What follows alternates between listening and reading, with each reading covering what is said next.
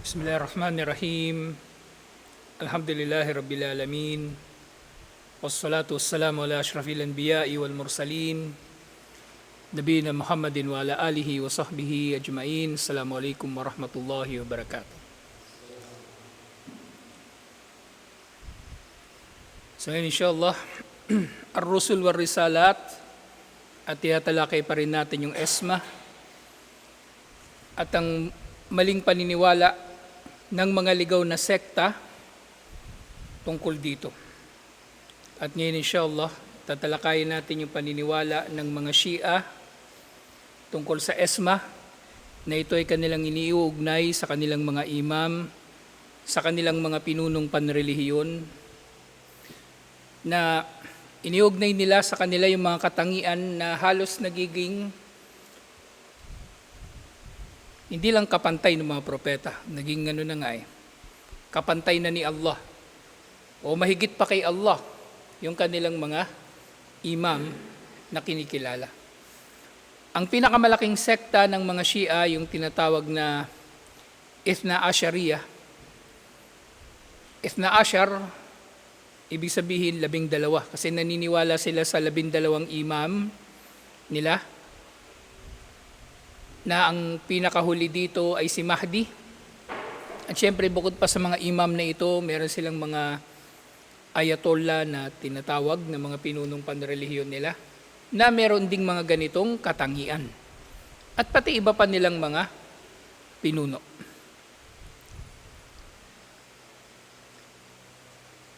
Sinasabi, yaz'amu Shia anna a'immatahum al-ithna ashara ma'sumuna anil khata. Ang mga Shia ay nag-aangkin ng kanilang 12 imam, sa tinutukoy dito yung doktrina ng 12 na, o yung doktrina ng mga naniniwala sa 12 imam. Kasi meron pang sekta ng Shia, 7 lang yung imam nila. Tapos meron pang Shia na Zaidiya, Kaysaniya, maraming iba-ibang sekta. Pero ito yung tatalakayin, ito yung tinalakay ni Sheikh kasi sila yung majority ng mga Shia. Kung may makita ko yung Shia, malamang sila yon, yung Ithna Ashariya. So sila raw ay ma'sumun laban sa pagkakasala. Hindi raw sila nagkakasala. So ito ay taliwas na taliwas doon sa paniniwala natin na oo, ang mga propeta at mga sugo ay pinangangalagaan ni Allah mula sa mga pagkakasala, pero sila ay maaari pa ring magkamali. Nagkakamali sila para matuto tayo sa kanilang mga pagkakamali. Okay, hindi perpekto ang mga propeta dahil sila ay tao lamang na katulad natin, at ang pangunahing hikmah sa pagpapahintulot ni Allah na sila ay magkasala o magkamali ay para matutunan natin kung paano ang paraan ng pagbabalik loob kay Allah subhanahu wa ta'ala, at kung gaano kabilis ang mga propeta at mga sugo sa paghingi ng tawad kay Allah subhanahu wa ta'ala at pagbabalik loob sa Kanya. Sa sinabi rito, yaqulu ahadu muqaddimi Shia al-mu'asirin mubayyinan mafhumu asmatil a'imma indahum. So meron daw isang mangangaral na nagsabi tungkol sa pagiging ma'sum ng kanilang mga imam ayon sa kanilang paniniwala. Al-a'immatu la natasawwar fihim as-sahwu wal ghafla aw na'taqidu fihim al-ihata bikulli ma fihi maslahatan lil muslimin. So yung mga Shia, naniniwala sila na ang mga imam nila ay hindi nagkakamali at ang kanilang mga ginagawa ay ginagawa lamang nila para sa kapakanan ng mga Muslim. At bakit natin nasabi na ito ay mas masahol pa, kumbaga, sa paniniwala ng iba, o kumbaga ang kanilang mga imam ay ginawa na nilang nakahihigit kay Allah subhanahu wa ta'ala, dahil yung mga imam nila, alam nila yung mga nalilingid o hindi sila nagkakamali. Pero si Allah subhanahu wa ta'ala, iniugnay nila kay Allah yung kakulangan sa kaalaman. Kasi sabi dito, hindi raw sila nalilingat, yung gafla. Hindi raw sila nalilingat. Pero si Allah, pinagbibintangan nila na hindi kompleto ang kaalaman ni Allah sa kanyang mga nilikha. Kaya nga yung mga Shia, minumura nila yung mga sahaba. At kapag tinatanong sila, bakit ninyo minumura o itinuturing na kafir ang mga sahaba samantalang pinuri sila ni Allah sa Quran at hindi sa mga hadith, sinabi na sila ang pinakamainam na henerasyon. Katwiran ng Shia, hindi raw alam ni Allah na magiging kafir ang kanilang mga imam. Hindi raw alam ni Allah na magiging kafir ang mga sahaba. Hindi raw alam ni Allah na magiging kafir ang mga sahaba, samantalang malinaw mula sa mga batayan na ang mga nilikha, bago pa man ito likhain ni Allah, alam na niya kung ano mga mangyayari sa mga ito. Alam na niya ang mangyayari, alam na niya ang hindi mangyayari, at alam na niya kung anong kahihinatnan ng mga bagay-bagay kung halimbawang nangyari man yung hindi mangyayari. So hindi magugulat si Allah sa kanyang mga nilikha. At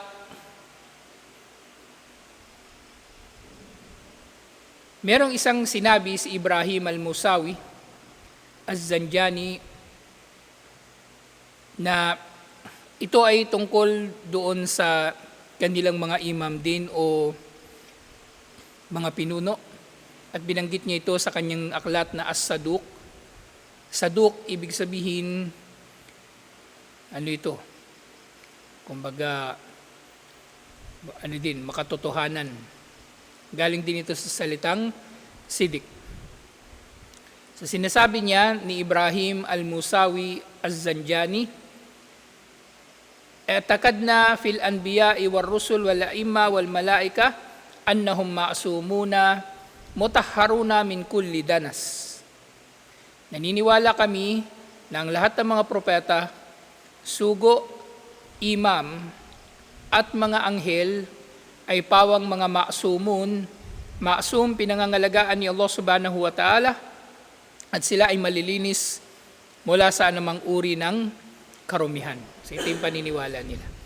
At dinugtong niya ni Zanjani, sinabi niya, wa annahum la yadnubuna dhanban la sagiran wala kabiran. At hindi sila nagkakasala ng anumang pagkakasala, malaki man o maliit. So ito yung paniniwala nila, at nalaman nga natin, pinahintulutan ni Allah na magkasala ang mga propeta. So ibig sabihin, ginawa nilang mas matindi pa sa mga propeta at mga sugo ang kanilang mga imam. Wala ya'suna Allah ma amarahum wa yaf'aluna ma yu'marun. Wa yaf'aluna ma Ba't ganito? Wa yaf'aluna ma yu'marun dapat. Wa yaf'aluna ma yu'marun. At hindi raw sila sumusuway kay Allah sa anumang iniutos niya sa kanila, at ginagawa lang nila kung ano ang iniutos sa kanila. Ayat to sa Quran, di ba? At tinutukoy doon tungkol sa mga anghel. Hindi sila sumusuway kay Allah at ginagawa lang nila ang utos ni Allah. Pero ang katangian na ito ay iniugnay ng mga imam, inugnay ng mga Shia sa kanilang mga imam. So ginawa nilang ka-level ng mga anghel ang kanilang mga imam, pero habang pinag-aaralan pa natin yung paniniwala nila sa esma ng kanilang mga imam, yun nga, mas matindi pa kay Allah ang kanilang mga imam kung tutuusin. Wa huwa yakaffiru alladhina la yaquluna bi ismatil a'imma. Si Zanjani at ang mga Shia sa pangkalahatan, kinikilala nilang kafir ang sino man na hindi kikilala sa esma ng kanilang mga imam. Kaya nga, para sa mga Shia, kafir talaga ang tingin nila sa Ahlus Sunnah. Kafir. Kafir ang tingin nila sa Ahlus Sunnah. Kaya, kung mayroong tao na malalaman ninyo na Shia, magpakalayo-layo na kayo. Huwag kayong dumikit-tikit pa sa kanila o akalain ninyo na may kipagmabutihan kayo sa kanila para makapagdaawa sa kanilang walang daawa sa kanila. Kumbaga, wala silang pakialam doon. Hindi nila hangad ang gabay. Liban na lang sa gabayan mismo ni Allah. Ang pinakamainam para sa sino man na Muslim ay pangilagan niya mga tao na ito at huwag magmarunong, huwag magmagaling. Asa iniisip niya, magaling na siya, mahusay na siya, kaya niyang debatihin yung mga Shia. Huwag na kayong manghas.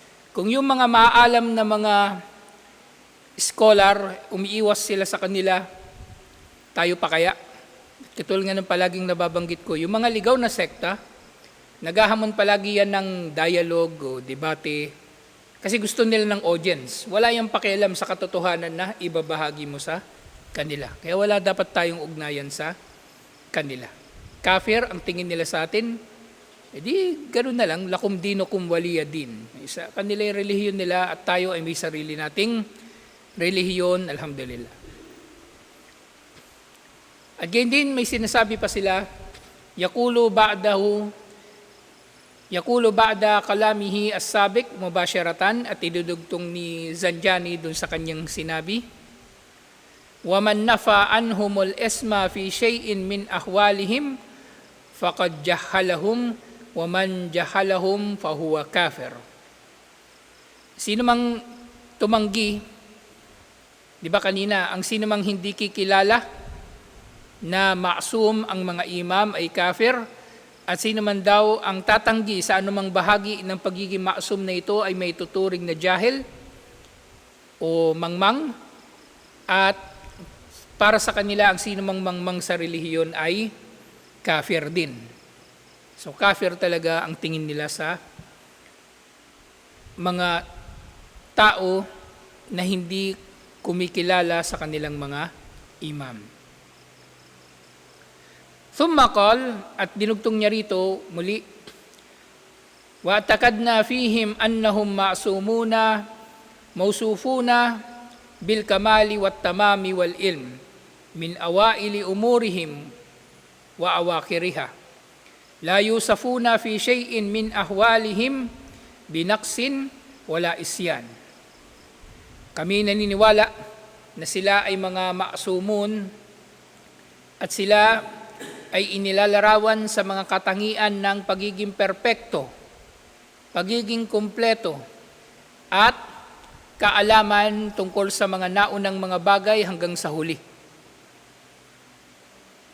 So, inilagay na nila yung katangian ni Allah na ilm sa kanilang mga imam.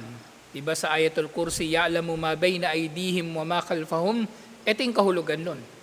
Alam ni Allah lang ang lahat, mula sa umpisa hanggang dulo, kasi ang kaalaman ni Allah, lampas pa doon ang nalalaman ni Allah. Kasi siya rin ang lumikha ng oras. Si Allah hindi nalilimitahan ng oras ang kanyang kaalaman. Kasi siyang may likha at namamahala sa oras. Hindi ito, kumbaga, hindi ito maglilimit sa kaalaman ni Allah. Pero yung mga imam, naniniwala yung mga Shia, na sila ay mayroong kaalaman sa lahat ng bagay mula sa kauna-unahan hanggang sa kahuli-hulihan. At hindi sila maaring ilarawan, yung mga imam daw hindi maaring ilarawan, na sila ay magkukulang sa kanilang pagtupad sa mga utos ni Allah o kaya ay susuway. So natalakay na natin nung nakaraan yung mga saligan, mga pangunahing katuruan ng ESMA, at nakikita natin na taliwas talaga ang paniniwala ng mga Shia tungkol sa kanila. So meron pang isang Shia meron siyang sinabi tungkol muli sa kanilang mga imam, si Al-Majlisi. Sinabi niya, ashabuna al-imamiyah ajma'u ala ismatil anbiya'i wal a'immah minadh-dhunubi as-sagiratu wal kabiratu amdan wa khata'an wa nisyanan. Ang mga imamiya daw, yung mga Shia, tinatawag din nila ang kanilang mga sarili bilang imamiya, mga tao na naniniwala sa imam na Ang mga imamiya daw, lahat-lahat sila, kumbaga tinawag dito ashabun al-imamiya, ang mga kasama namin sa imamiya o sa pagiging Shia ay nagkakaisa na ang mga propeta ay pinangangalagaan ni Allah at gayon din ang mga imam. Sila ay pinangangalagaan mula sa mga pagkakasala, malaki man o maliit. Sinasadya man ito na kasalanan o kasalanan na nagawa dahil sa pagkakamali o kasalanan na nagawa dahil sa pagkalimot. So hindi talaga sila nagkakamali na kahit ano. So mas matindi pa sila kay Propeta Muhammad sallallahu alaihi wasallam. Tinukoy pa nga nila rito yung tatlo. Yung pagkakasala amdan ng sinasadya, pagkakasala ng khataan, yung kabaligtaran ito ng sinasadya, yung hindi sinasadya, di ba? Khata, nagkamali ka. At nisyanan, nakalimot ka kaya ka nagkamali o nagkasala. So hindi raw ito maaring mangyari sa mga imam. Samantalang malinaw sa mga batayan, sa mga hadith, si Propeta Muhammad sallallahu alaihi wasallam nagkakamali siya sa kanyang desisyon. Halimbawa, yung natalakay na natin doon sa labanan sa Badar, at nagkakamali siya sa pamagitan ng pagkalimot, katulad ng natalakay na natin doon sa Salatul Dhuhr na ginawa niyang 2 rakaah. So ginawa nilang mas matindi ang kanilang mga imam kaysa kay Propeta Muhammad sallallahu alaihi wasallam. So lahat daw sila ay pinangalagaan ni Allah qabla nubuwati wal imama wa ba'dahuma. So bago pa man maging propeta, ang mga propeta, o bago pa maging imam, ang kanilang mga imam, si Allah raw ay nangalaga na sa kanila. Bal min waqti wiladatihim ila an yalqullaha ta'ala. Bago sila ay pangalagaan ni Allah mula sa panahon ng kanilang kapanganakan hanggang sa makaharap nila si Allah sa araw ng paghukom. Walam yukhalif fi dhalika illa as-suduq Muhammad bin Babawayh wa Shaykhahu Ibn al-Walid fa innahuma jawzal isha min Allah ta'ala lasahwu alladhi yakunu min asy-syaitani fi ghairi ma yata'allaqu bit-tablighi wa bayanil ahkam. So lahat daw sila ay nagkakasundo, yung mga Shia, yung mga pinuno nila lalong-lalo na. Pero merong isang Shia na nagangalang si Saduq Muhammad bin Babawayh at yung kanyang guro na si Ibn al-Walid na para sa kanila, posibleng pahihintulutan ni Allah na magkamali o makalimot ang mga imam. Pero hindi ito katulad ng pagkalimot na nangyayari na dinulot ni Satanas. Kasi maaring makakalimot ang tao, di ba? Na dudulutin ito ni Satanas. Halimbawa, sa sala, nababanggit sa mga hadith yung merong isang uri ng demonyo na pumupunta sa mga tao habang sila ay nagsasala. At binubulabog sila, ginugulo sila ng demonyo na ito. Yung khanzab. Khanzab yung tawag sa kanya. Nabanggit niyo sa hadith.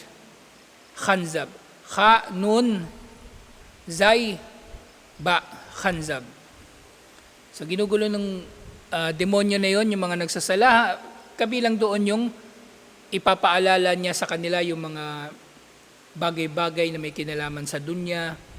Habang nagsasala ka, papaalala niya sa yung negosyo mo, yung niluluto mo, anong kakainin mo mamaya, baka hinihintay ka na ng asawa mo, yung nanay mo galit na galit na, mag-aalaga ka pa ng baby. Mga ganong bagay. Hanggang sa ikaw ay dulutin din niya na makalimot, ilang rakaan na ba yung nagawa mo, o sa yung sujud, hindi mo ito nagagawa ng maayos. Itong pagkalimot daw ng mga imam ay hindi katulad ng pagkalimot na dinudulot ni Satanas. Pero ito raw ay may kinalaman sa iba pang mga bagay, liban pa sa pagpaparating ng mensahe ni Allah at iba pang mga katuruan at mga panuntunan sa relihiyon. Sa mga personal lang na bagay ng mga imam nangyayari ang pagkalimot. Pero kung pagdating sa ahkam, hindi sila maaring makakalimot. O sa mga gawaing pagsamba, o sa mga pagpaparating ng mensahe. Pero ganun pa rin kasi sinasabi dito ni As-Saduq na oo, maring sila ay makakalimot pero hindi naman niya itinuwid yung maling paniniwala ng mga Shia na ang kanilang mga imam ay hindi talaga nagkakasala. Sa dinugtong dito,